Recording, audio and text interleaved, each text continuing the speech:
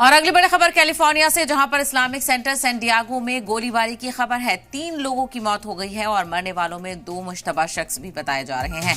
Police ने Islamic centre में मौजूद स्कूल को खाली करा दिया है। कैलिफोर्निया से बड़ी खबर आपको बताते चले, जहां पर इस्लामिक सेंटर सैन डिएगो में गोलीबारी हुई है। 3 लोगों की मौत की खबर है। मरने वालों में 2 मुश्तबा भी बताए जा रहे हैं। पुलिस ने इस्लामिक सेंटर में मौजूद स्कूल को खाली करा लिया है। तो इस्लामिक सेंटर सैन डिएगो में गोलीबारी से अफरा तफरी का माहौल और जांच तेज कर दी गई है। इस्लामिक सेंटर सैन डिएगो में गोलीबारी हुई है। 3 लोगों की मौत की भी खबर है, जिसमें 2 मुश्तबा भी बताए जा रहे हैं, यानी मरने वालों में 2 मुश्तबा शख्स भी शामिल हैं। पुलिस ने इस्लामिक सेंटर में मौजूद स्कूल को खाली करा लिया है। तो पुलिस की तरफ से कार्रवाइयां तेज हैं, बैरिकेड्स कर दिया गया है और इलाके में पूरी नजर रखी जा रही है।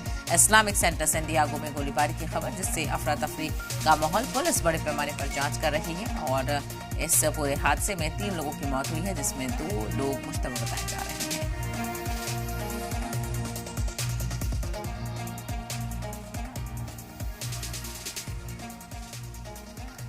सुप्रीम कोर्ट ने एक मामले की सुनवाई करते हुए उमर खालिद की जमानत न देने को गलत ठहराया है। इस पर उनके वालिद और मुस्लिम पर्सनल लॉ बोर्ड के तर्जुमान सैयद कासिम रसूल इलियास ने कहा कि हमें उम्मीद जगी है, क्योंकि पिछली बार जमानत अर्जी खारिज कर दी गई थी। 1 साल तक जमानत नहीं लगा सकते थे।